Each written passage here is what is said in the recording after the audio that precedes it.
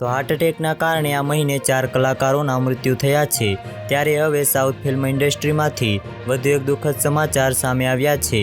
સમાચાર છે કે દક્ષિણના વધુ એક લોકપ્રિય અભિનેતાનું નિધન થયું છે।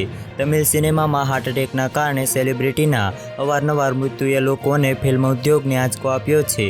તાજેતરમાં લોલુ સબાશેશુ અને વિલન ડેનિયલ બાલાજીનું હાર્ટ એટેકથી અવસાન થયું હતું। હવે અભિનેતા અરુલમણીનું 45 વર્ષની વયે હાર્ટ એટેકથી અવસાન થયું છે, જેનાથી તમિલ ઉદ્યોગને મોટો ફટકો પડ્યો છે। અરુલમણીના નિધનથી તેમના ચાહકો અને પ્રિયજનો ખૂબ જ શોકમાં છે। અરુલમણીને ગઈકાલે રાત્રે અચાનક હૃદયરોગનો હુમલો આવ્યો અને તેમને સરકારી રોયા પેટાલ હોસ્પિટલમાં દાખલ કરવામાં આવ્યા હતા। પીઠ અભિનેતાનો પરિવાર અને એઆઈએડીએમકેના લોકો આ સમાચારથી ખૂબ જ દુઃખી છે। તો વધુ માહિતી મેળવવા માટે ચેનલ સાથે જોડાયેલા રહો। વિડીયો પસંદ આવે તો વિડીયોને લાઇક કરી દેજો।